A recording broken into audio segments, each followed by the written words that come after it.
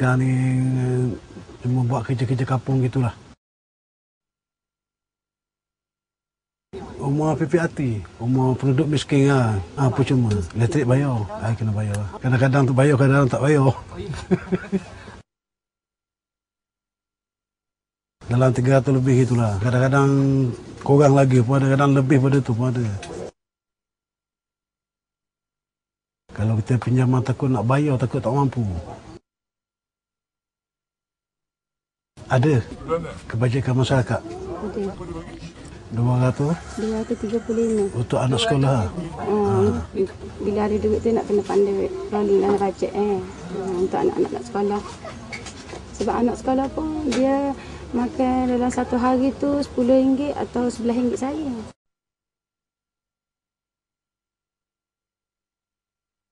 Harapan kita biar dia sekolah betul-betul lah untuk dia. Sebab dia pun pernah minta komputer, kita kan mana ada nak, dia minta komputer nak belajar, tapi kata ayah mana ada mampu nak beli macam tu.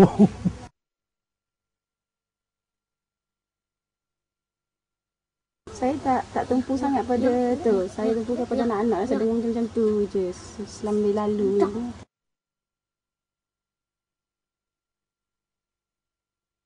Itu keputusan yang masa mengundi 5 tahun lepas dulu. Masa tu masa nak mengundi lah masa tu. Ini pusat aktiviti program Gempuh Kemiskinan yang ditubuhkan tak salah saya 2 tahun yang lalu. Dia buat situ jahit baju. Macam kata kilang jahit baju lah. Tapi tak tahan lama. Dalam 5-6 bulan out. Tapi sekarang nampaknya sudah kekosongan dan bangunan ni tidak ada orang duduk dan habis begitu saja ni tempat paip, tempat nyamuk. Dulu masa tu pakcik kerja kat situ lah, jaga-jaga mesin dulu. Masa pakcik jaga tu dapatlah gaji situ dalam 400 bulan situ. Dah sekarang dah tutup, tak ada lah. Dalamnya dah kosong macam rumah berhantu. Dulu ada mesin jahit katanya. Sekejap je. Lepas pilihan raya, habis gitu je. Dia cakap membangun ya untuk nak membangun ke kampung-kampung ni lah.